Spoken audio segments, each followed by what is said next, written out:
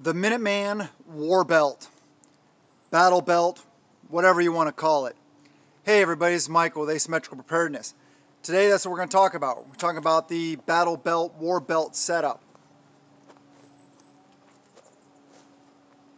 This is not a standalone system. This is to be used in conjunction with my plate carrier or chest rig or similar setup. So keep that in mind when I go over what is incorporated in this belt. This belt is what works for me with my capabilities, my skill sets, my training, etc. It's time proven. I get out and train with the guys all the time. My military experience, this is what works for me. May not work for you, but this is a good, I feel, is a good setup to have for a war belt, battle belt. So let me pause it here and we'll get into laying it out and showing you a nice up and close what's all in this belt. Alright, so here we are talking about the belt setup here. What we got here, let me put the camera down a little bit, oriented so you can see what I'm talking about from right to left. First off, we're starting off with an OPS belt, laser cut belt setup. It is a dual belt setup. This is the layer with the female Velcro, and then there's the inner belt that has the male Velcro that you put through your pants, put through there, and then this sticks to that, help holding it in place, retaining it. Good belt setup, Cobra buckle, real Cobra buckle, not a fake one. And you see I've hit the shiny spots with paint and or like the Rigger's D-ring here with just wrapped in tape really quick. If I need to use it, I just tear the tape off and use it. So from right to left, and this is how it's set up on my system, I try to keep the front clear. As you saw, the front was fairly clear. So I can go prone and it's not interfering with my mobility. Also when I crouch down, when I kneel down, when I have to crawl, etc. I try to keep the front clear as possible. Alright, so what do I got here? This is an old school, if you recognize it, Alice clips. See the Alice clips there? Alice clip gear. What is that? It's a pistol mag pouch, correct? What do I have in it? I have food. This is, what is it, 220 calories of food. So you gotta have food when you're out and about doing the things. If you don't have food, well, you're not gonna be very effective. So that's just a quick little grab food bar. There's more food in here. You'll see this is my admin pouch. Next, going down the belt, I have a Safariland UBL mid-ride. That's this. It's a universal belt loop mid-ride. Just goes through the belt and mid-ride. There's also high ride. There's also low ride, depending on your arm length. The thing is, the trick is with a belt, with a drop holster, is you want it dropped just enough to clear your body armor. Not flopping around down here in your legs like the cool guys do in their attack holsters and stuff like that, thinking that they're cool. Because all that does, it flops around when you run, when you move, and it's just, why would you want to reach down further and have a longer draw stroke or a shorter one? I want a shorter one, it's quicker, right? And so yes, Safariland, this is the, what is it, QLS, I think, the quick locking system. And there's, you know, female side, male side right there. It just clips in. What's nice about that is I can have this set up on my war belt. This, I have another one of these UBLs with the QLS on it, with the thigh strap that hooks just to my normal belt. If I just want to wear that when I'm out gardening, when I'm out and about my property, playing with the kids in the woods, etc., and I want to have my defensive tool on me, then I can just clip it in there. And then I can clip it in there. I don't have to buy a bunch of holsters. As you can see, I've tried to hit this with some paint also to reduce the shine, even though it's already coyote tan. It wears off. You got to retouch it up every once in a while, as you can see. So yeah, and this holster is for a G17. You guys know what I'm talking about. You recognize this with the M3 light, which is the TLR1 HL tack light. Good setup, and it works. One little trick I did do because this is a 19, not a 17, so it's not as long, is if you see down in there, I don't know if you can see down in there, down in this portion here, there is a weird looking thing down there. What that is it's a computer mouse pad. You know those little mouse pads you have for your computer? What I did is I just cut a little round circle of it out so it's a little bit thicker, and I just popped that down in there so this retains properly and it doesn't flop around too much. So it retains it right, nice and solid in there. If I'm running a 17, all I gotta do is pop that thing out and throw my 17 in there. Just a little personal modification. All right, moving right to left, as we're still doing. Let me move this out of the way. Right now it's in the way, as you can see, but when it's on my person, obviously it's not in the way because it's, you know, it's turned. It's not laying flat. All right, I'll set that off to the side. This is a IFAK. This is an IFAK. Mandatory piece of gear. You gotta have your IFAK. Blood type pouch, identifying as an IFAK.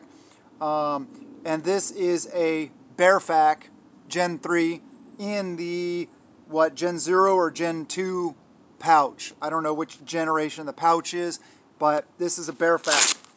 You guys have all seen Bear Independent. This is a BearFAK. So what's all in here? I don't know how much I'm going to go into this. I'm not really going to go into this. If you guys want to look up what's in a BearFAK, this is a BearFAK. All I did is I added some athletic tape, and I added some medications. I added some more gauze. That's pretty much it. It's got the decompression needle. It has the Israeli bandages. It has the tourniquet. It has, oh, that's one thing. Whenever you get your IFAK, make sure you stage your tourniquet properly. You don't just leave it wrapped up. And none of this stuff should be in wrappers unless it's a sterile enclosure. That's a good note. So that's the IFAK. What is IFAK? Individual First Aid Kit. It's your blowout kit. This is what you use to deal with traumatic injuries, aka gunshot wounds. So slide that back in there. I actually found it fits better in this older generation pouch than the new generation pouch, which I also have, and that is on my my long range reconnaissance, my recce rig. So, all right, IFAK, admin pouch. And like I said, this is what works for me. This is what I found worked for me. Hopefully, when I repack all this, I hope I can get it all to fit again. What do I got in here? I have an ATAX FG baklava for covering up my face if I need to, keeping me warm, you know, etc. And this is by Tactical Performance. See right there. Good company, makes good stuff. So I'll set that off to the side. In here, what do I got? First thing you can see is a compass. This is just a cheapo compass. This isn't my primary compass. This is like a backup compass, but you got to have a compass and maps and know how to land navigate. All right, in here we got some Zip Fizz. That's good to keep you going. We have a, right there you can see it, Mini Sawyer. I really don't want to unpack this. I have some of these sun butters. I have 4 of them in here, and that's 200 calories each. So there's 800 calories in peanut butter. I have an Otis cleaning kit. I have a couple of these bars. I have 2 of these bars at 200 and 100 calories each. So there's no, or no, 4 of them. I got another 400 calories in that. I have a couple of these that are 160 calories each. I got 2 of those. So I got some, you know, decent calories in here. I have a camo compact. Pain in the butt to open, of course. There we go. Camo compact. This one's never been used. I have another one that I use more often, but this is something that you should have in your kit. There's a lighter wrapped in duct tape down there. There's like 50 feet of 550 cord in there also. What else do I got? Oh, important. Where'd it go? It's in here somewhere. Here we go. AR spare parts kit. Firing pin, etc. Springs, stuff like that. So AR parts kit. Definitely the spare firing pin is very important. All right, let's put all this stuff back in. I believe that's all that's in there. It's what I really need for this situation is I really need a bigger pouch, because this pouch really isn't the right size for this. I need to get myself a bigger pouch so that I can fit some more stuff in there, because there we go. got it back in. All right, so that's admin pouch. Moving right to left, also, what's that? Pepper spray, right? You got to have a non-lethal option. Sometimes it may be needed. Another thing about pepper spray is that if I'm being tracked or chased by dogs, you can spray it on the ground behind you on your trail, and it'll mess up their noses. Not permanently or anything like that, but, you know, just like a person getting pepper sprayed. It'll throw them off the scent. It'll really help mitigate the use of dogs against you. Right to left here, tourniquet. That's just a spare tourniquet because my other tourniquet on my plate carriers, my chest rigs, are on my right side, so I can reach them on my right hand. This is one where I can reach with my left hand, and the tourniquet in here, and the tourniquet that's always in my pocket. So I got, you know, I always have at least 3, maybe 4 tourniquets on me at all times. And then this is a Tactical Tailor Fight Light dump pouch. I keep it out because I don't want to have it all rolled up and then have to unclip it and stuff like that when I'm doing mag swaps and stuff. So I want that ready to go at all times. We have spare primary magazines, 2 of those in HSGI high-speed gear taco mag pouches, and 2 secondary mags for the G over there that are 19 each, and these are 30 each. On a little carabiner here, got some gloves. These are Blackhawk Solag gloves. Love them. Full grain leather. I've used these a lot. You can see I just hit them up with some spray paint to break up the pattern. Love these gloves. Very, very useful. My other pair finally got a tiny little separation in the stitching that I just got to sew back up, and I've been using those for 10 plus years of training. So this is my backup newer pair that I started using also. Over here, another carabiner. I have a set of the Howard Light amplified Ear Pro, because Ear Pro is important. And then we got the other end of the Cobra buckle. So that is my war belt setup. And as you can see, the real estate is pretty much used, although I could fit a larger pouch here and allow me to have more calories and other items in here. You don't see water on this belt. I get it. I'm a smaller dude. If I had a bigger waist and I could fit more stuff on my belt because my belt's physically bigger, then I would have water on here. But I carry water in a pack or etc. I can also throw a water bottle in my dump pouch. No big deal. I would, however, like I said, if I got a bigger pouch on this, maybe with some Molly on the side, I could put another pouch on the side over here and run a water bottle setup here, you know, just over, kind of like in front of my pepper spray. So it's, you know, it is what it is. It's not perfect, but it works for me, my skill levels, my abilities, and I actually use it. I get out and train all the time, so I recommend that you guys do the same thing. Get out and use your gear. This stuff works.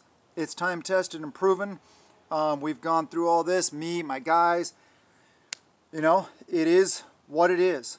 It works very well. If you want to assemble a belt like this, though, I did add up all the costs of it once, and I don't think you want to know. Because this setup, the way I have it here, is getting on about $800-ish, if not more, and that's not including the tool here. So, yes, it does get pricey. You can do it for less expensive, but this is my primary. I do have alternate war belt, battle belt setups for me, for my son, my wife, etc., and some extras. But this is my best, my favorite setup, so this is what works for me. Alright, I hope you guys liked the video. Before I forget, please subscribe, hit the like button, that little thumbs up thing, you know. Share the videos, comment below, and let me know what, maybe talk to each other about your setups, what you found to work, what you haven't found to work, what has failed you, what has stood the test of time, etc. The comment section is a great place for you guys to interact and to talk about your setups. But remember though, don't be just trashing everybody else because they do it different than you do.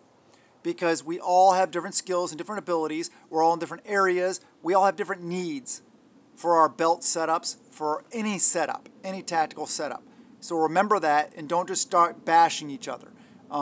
Give good constructive input that would be very welcome. But yeah, please do that.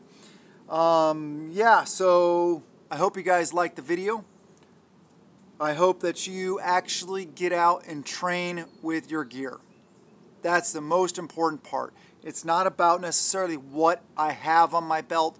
It's the fact that I have what I need on it and that I actually get out and use it on a very regular basis.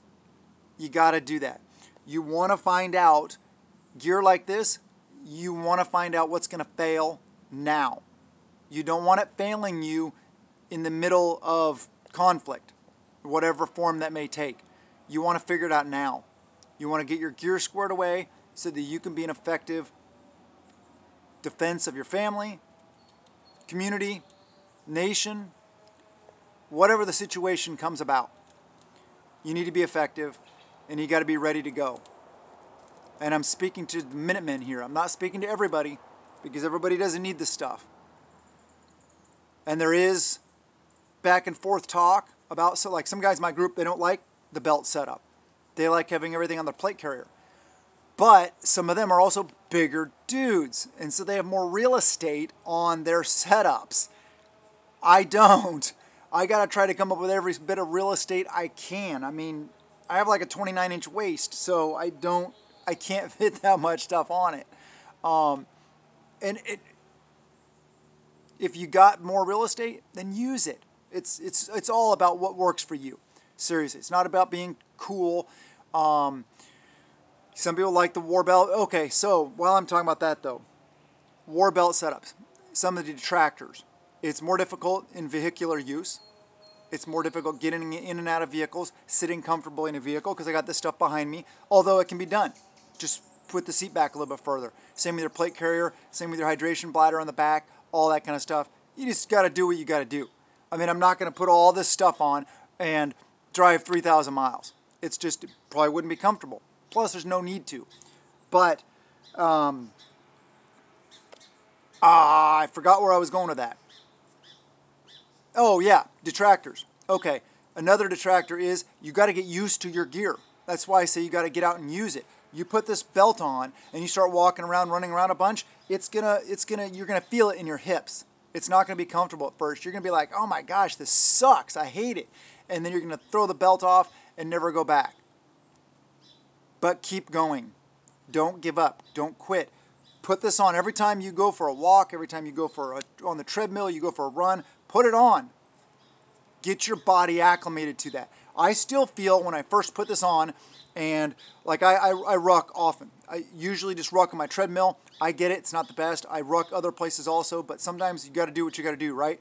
So I throw this on, I throw a chest rig on, I throw my long range chest rig, I throw my long range pack on, I throw my helmet on, throw all the stuff I possibly can on. Then I get on the treadmill, put it in an incline and start walking, start rucking. And at first, yeah, I can feel it in my hips, but you push through it. And pretty soon that feeling goes away and you're good to go. You just got to get used to wearing your gear. And you got to get physically fit. If you're physically, the more fit you are, the harder you will be to kill. Love you guys. Have a wonderful day. And blessings to you and yours.